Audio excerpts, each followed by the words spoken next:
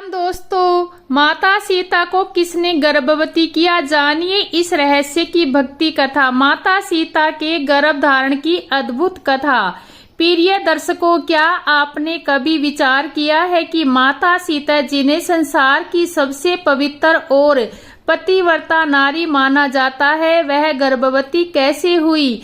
क्या यह एक सामान्य घटना थी या इसके पीछे कोई ऐसा रहस्य छिपा है जो सुनकर आप आश्चर्यचकित हो जाएंगे? वह नारी जिसे स्वयं धरती माता ने जन्म दिया, जिसका हरण रावण जैसे शक्तिशाली राक्षस ने किया और जिसके पति स्वयं भगवान विष्णु के अवतार श्री राम थे, क्या वह बिना अपने पति के गर्भवती हो सकती है? आखिर माता सीता जी ने राजा जनक ने खेत में हल जोतते समय पाया था, ऐसी दिव्य नारी का गर्भ धारण कोई साधारण घटना कैसे हो सकता है? दर्शकों, यह कितनी आश्चर्यचक बात है कि भगवान राम की पत्नी माता सीता बिना उनके साथ रहस्यमय ढंग से गर्भवती हुई। उनके कितने पुत्र हुए, कैसे हुए? इन सवालों ने आज भी समाज में कई चर्चाएं और जिज्ञासाएं जन्म दी।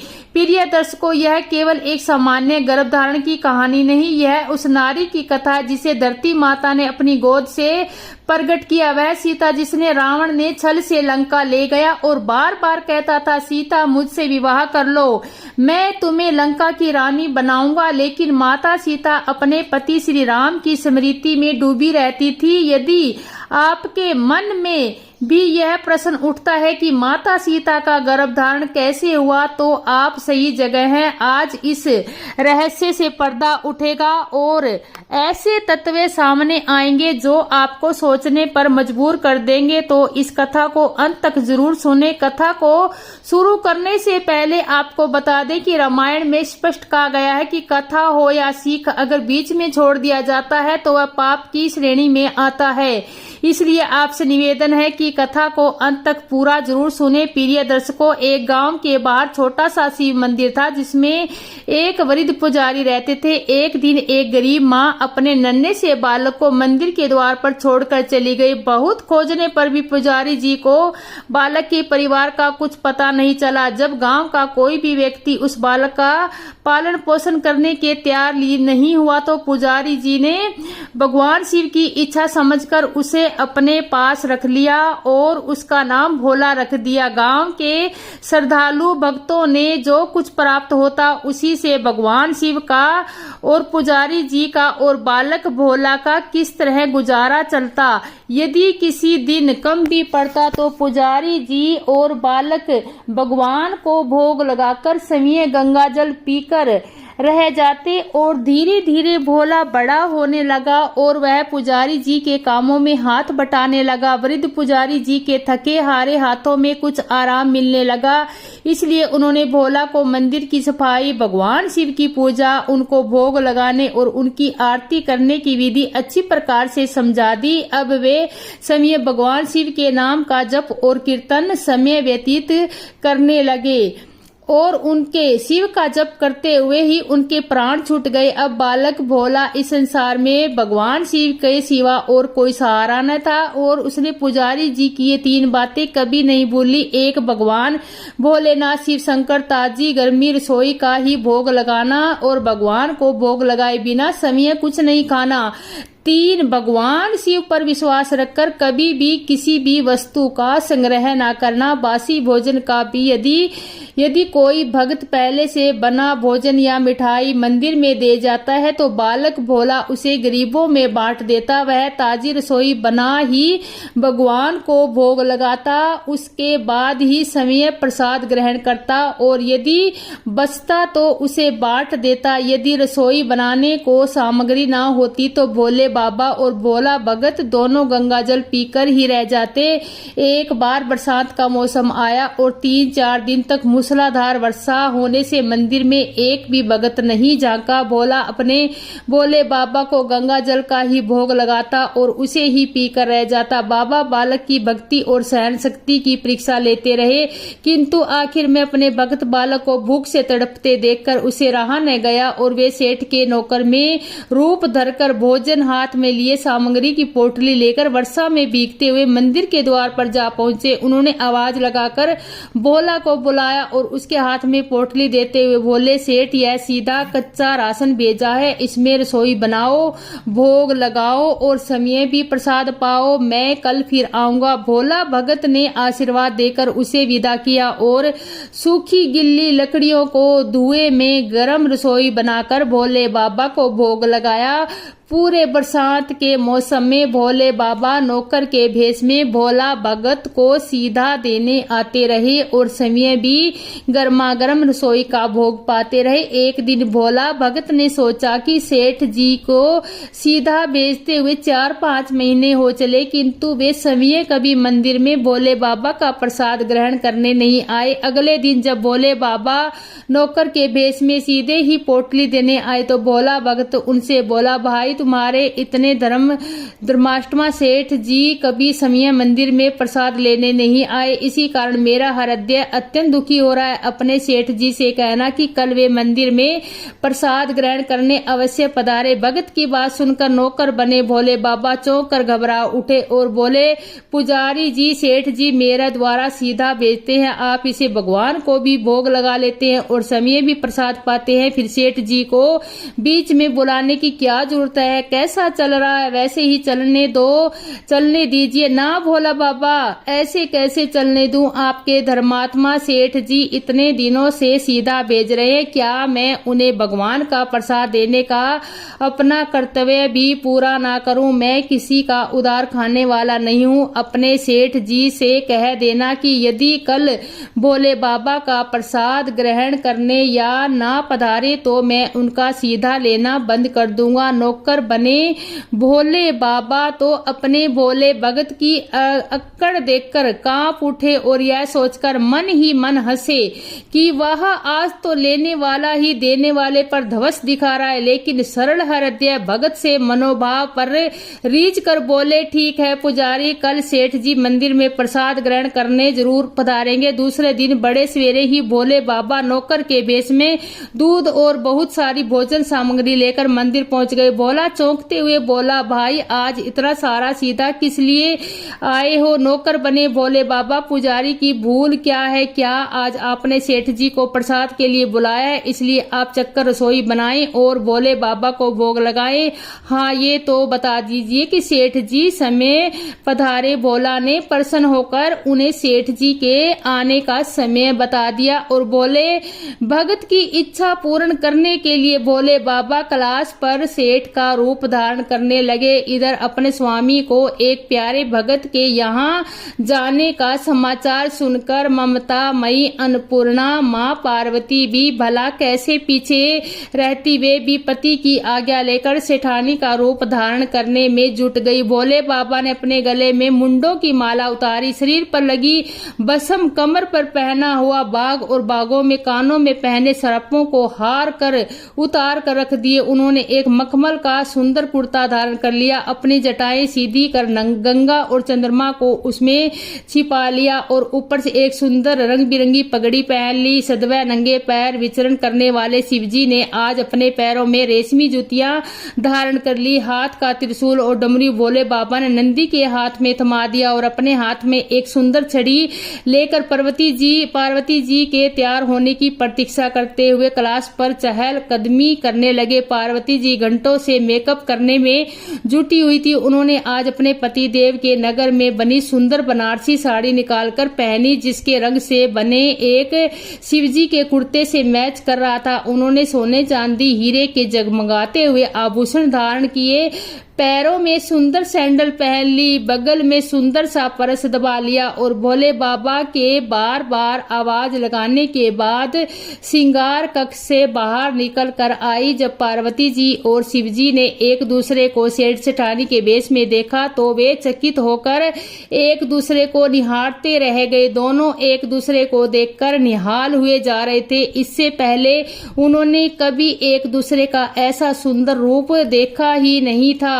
जब भगवान गौरी शंकर सेठानी सेठ का रूप धारण करके कैलाश में अपने भगत के यहाँ दावत उड़ाने चले तो गणेश कार्तिक नंदी ऋषि मुनि देवता देवांग नाये भी उन्हें देखकर ठहर से रह गए। गए। सेठ बने शिवजी अपने हाथ में ली हुई छड़ी को अदा से घुमाते हुए पृथ्वी पर टेकते हुए चल रहे थे और उनके पीछे पीछे बगल में पर्स दबाए अपनी सैंडल से टक टक टक टक करते पायलों की छमछम की मधुर ध्वनि करती हुई माँ पार्वती सेठानी बनी हुई चल रही है। भोला भगत आज सुबह से ही सेठ जी के स्वागत में भांति भांति के पकवान बनाने में जुटा था। अपने भोले बाबा का भोग तो वह चलते फिरते बना लेता था, परंतु आज उसे कई महीने से भगवान को भोग लगाने के लिए सीधा भेजने वाले सेठ जी को भगवत प्रसाद देना था। अतः आज उसने अपनी सारी पाक कला झोंक डाली।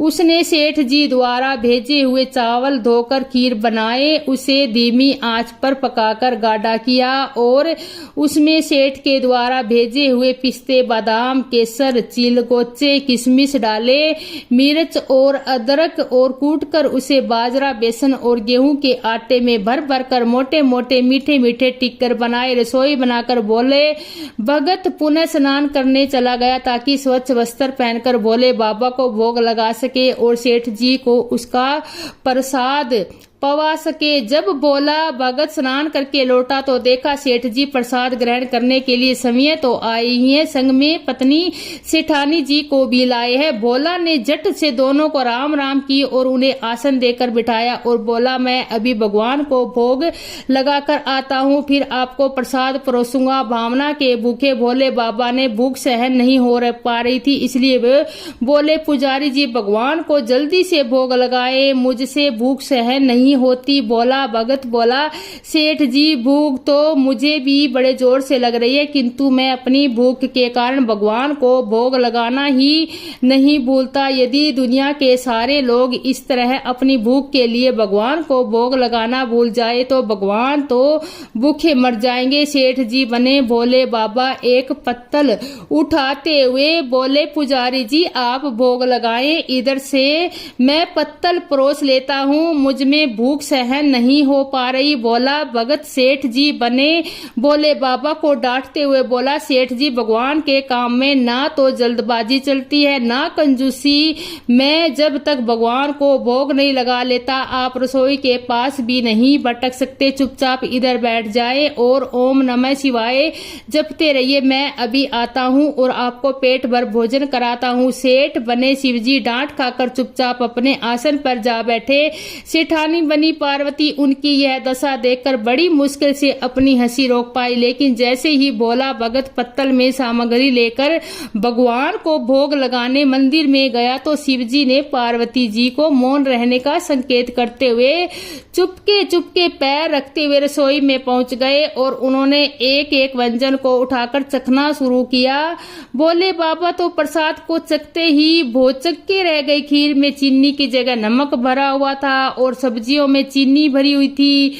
जैसे ही भोले बाबा ने रोटी का एक ग्रास तोड़कर मुंह में दिया तो वे सी करने लगे, क्योंकि रोटी में मिर्च भरी थी। वे सी करते हुए उल्टे पैर भाग आए और अपने आसन पर जा बैठे। माँ पार्वती अपने स्वामी की यह हालत देखकर खिलखिलाकर हंस पड़ी। इसमें पहले ही भोले बाबा पार्वती जी के सामने कुछ सफाई दे पाते भोला भगत ओम नमो शिवाय मंत्र का जाप करते हुए आ पहुंचा। उसने भोग कर रसोई में मिलाकर उसे पवित्र बना डाला और सेठ जी के सामने पत्तल परोस कर हाथ जोड़कर बोला, सेठ जी अब आप भी भरकर प्रसाद ग्रहण करें। भोले बाबा अभी भगत की भक्ति से भी जोरदार उसके हाथ की बनी हुई रसोई चख चुके थे, अतः उसे ग्रहण करने की बात सुनकर उसके पसीने छूटने लगे। कभी वे भोला का तो कभी पार्वती जी का मुख देखते ही भोला को सेठ जी की ठिलाई बर्दाश्त नहीं हुई और बोला, सेठ जी अब क्या हो गया आपको?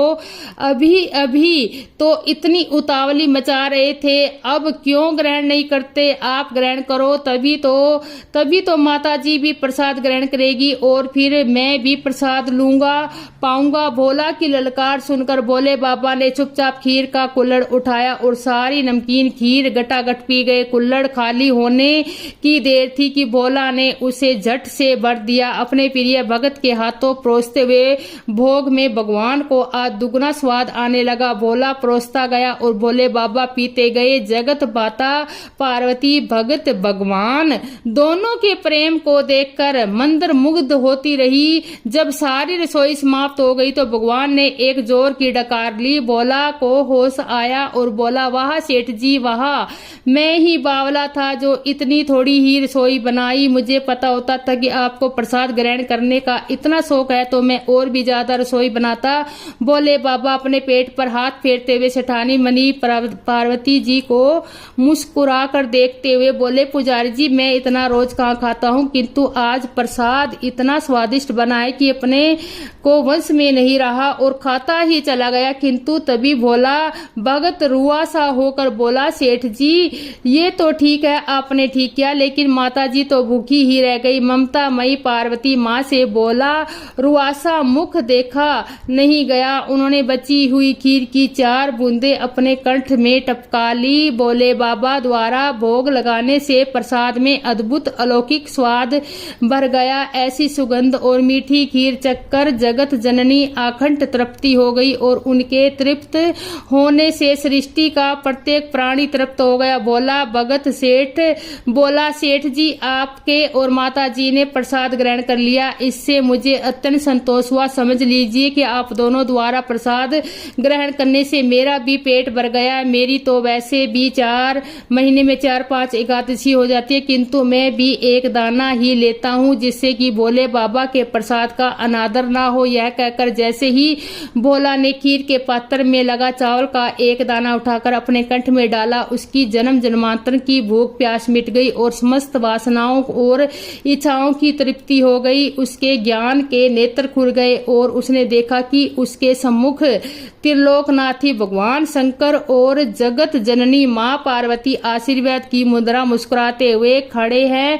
भोले बाबा विभोर हो गया। उसकी आंखों में प्रेम और भक्ति की धार बहने लगी। वह न कोई प्रश्न पूछ सका न कोई वर मांग सका, बस दौड़ पड़ा उनके चरणों की ओर। जिस माटी में जन्म लिया था वहीं की भूमि में वह लीन हो गया, लौटता गया, रोता गया और अनंत उसी दिव्या में समा गया। न देह रही न वह केवल शिव रह गए और शेष रह गया। गूंजता हुआ यह स्वर हर हर महादेव। दोस्तों अभी कथा समाप्त नहीं हुई, अब हम जानेंगे माता सीता को किसने किया था गर्भवती। माता सीता बिना अपने पति के श्री राम के गर्भवती कैसे हुई? क्या आपने कभी सोचा है कि वह नारी जिसे धरती माता ने जन्म दिया, जिसका अपहरण रावण जैसे बलशाली राक्षस ने किया और जिसके पति स्वयं भगवान राम थे, वह बिना पति के गर्भवती कैसे हो सकती है?